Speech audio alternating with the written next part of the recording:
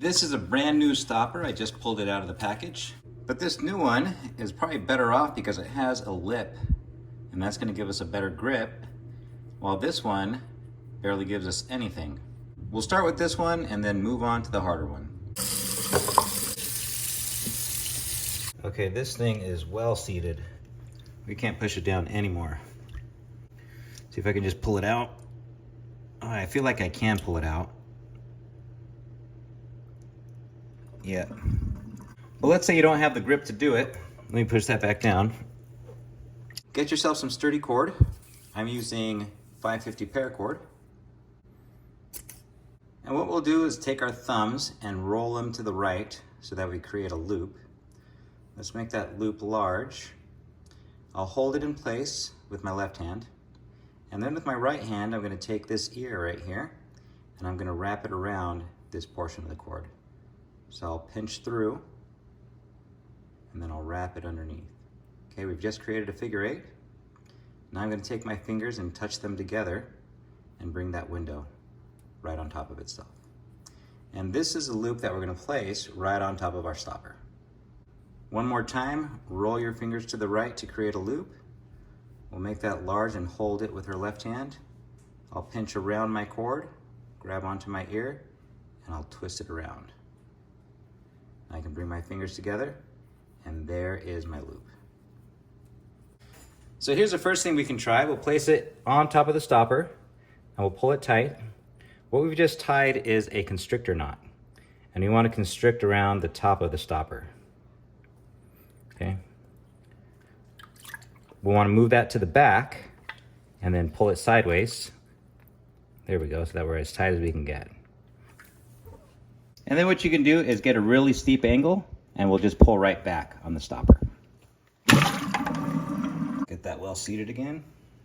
If that doesn't work, I'll take a cup and I'll place it right on top. Then I'll take my cord and tie a square knot, left over right, and I'll pull it tight. And then I'll go right over left, pull it tight. We want to make sure this is as close as we can get it to the cup. Then we'll take our spoon and place it right through. From here, we're going to twist our spoon and winch the stopper right out of the sink.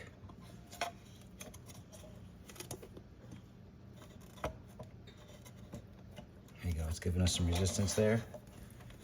Okay, I feel like this is going to be enough for me to pry it up. There it goes. And what you can do from here, take out your spoon, is trim this down because you've already created a handle for your stopper, and that'll stay on for the next time. But this was a little easy because we've had a lip. What if we don't have a lip and it's not so friendly? Ooh, this one's tighter, I can tell. I don't even know if that's gonna go in. Ah, there we go. This time we'll do it quick. Roll to the right. We'll pinch around, make our constrictor knot, throw that right on top, and then pull everything tight. Let's push this over to the back and see if we can try that first method.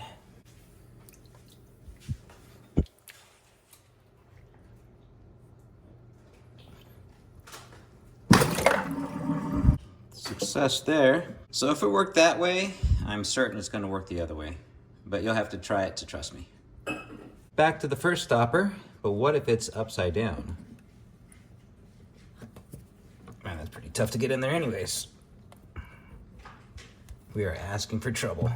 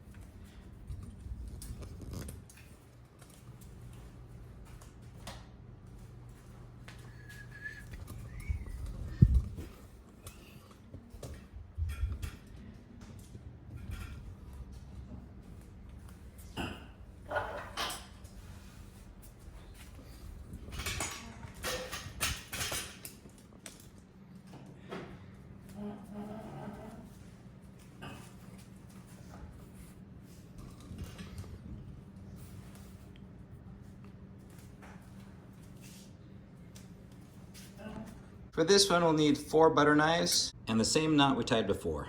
We want to use the corner on the back of the butter knife, and we're going to switch them up on how we place them.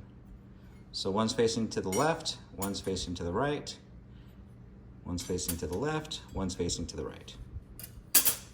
Take our cord, twist to the right, make a loop, roll it around, touch our fingers together, and we're going to take all our knives and tie them up. We want them to go about halfway down. Now we're going to reinforce this constrictor knot. We'll take this right hand strand, we'll push it down and back over the top. The one on the other side is going to go down and over the top. Okay. We'll hold this from the back and flip it over.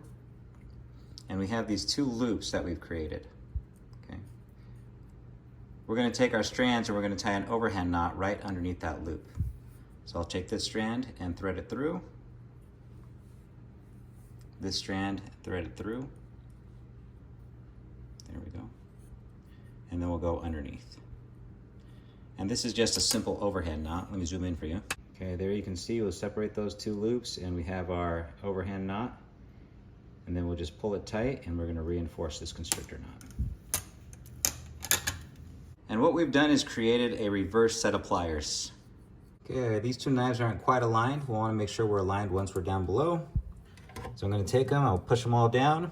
Okay, I'm going to separate them and that's going to open up inside. And then I'm going to pry up. Separate and pry up.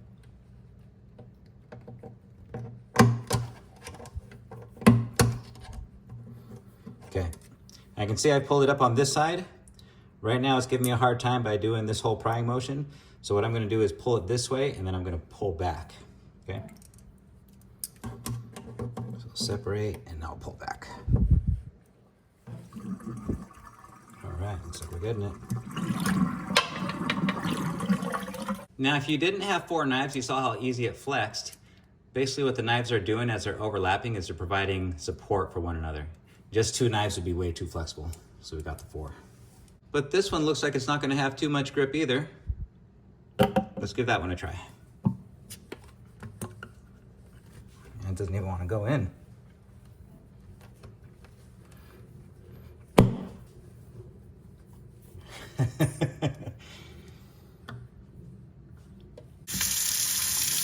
Here goes nothing.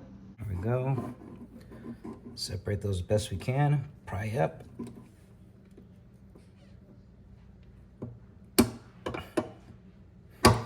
That's not wanting to do anything. So what we're going to do is go long ways. I can see I got impatient here because you'll see that consistent even force will do the trick, but I tried to go right towards brute force and it sheared my cord.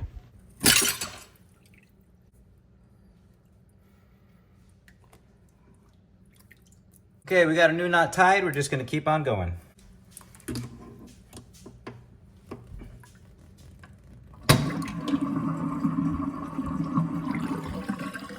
Thanks for watching. If you'd like to support my channel, you can pick up your very own paracord at my shop, awesomeforsale.com.